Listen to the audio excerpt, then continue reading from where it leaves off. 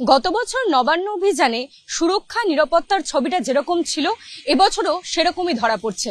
Red রোডের একেবারে সামনেই দেখা যাচ্ছে দুটি কন্টেনার রাখা রয়েছে এবং সেই কন্টেনার দিয়েই রাস্তা অবরুদ্ধ করে দেওয়া হচ্ছে। তারই সঙ্গে পুলিশ প্রশাসনের পক্ষ থেকে গতকালই সাংবাদিক সম্মেলন করে জানিয়ে দেওয়া হয়েছিল প্রস্তুতি থাকবে একেবারে কড়া, তারা সব রকম ভাবে প্রস্তুত থাকবেন।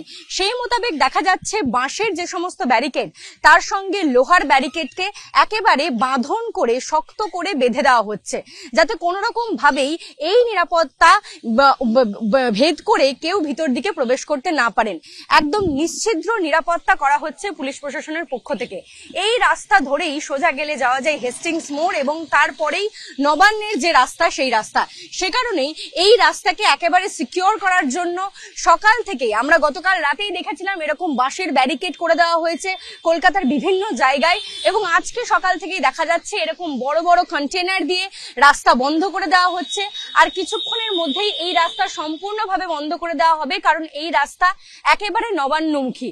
সে কারণেই দেখা যাচ্ছে যে গার্ড রেল ব্যারিকেড সহ বড় বড় কন্টেনার নিয়ে আসা হয়েছে।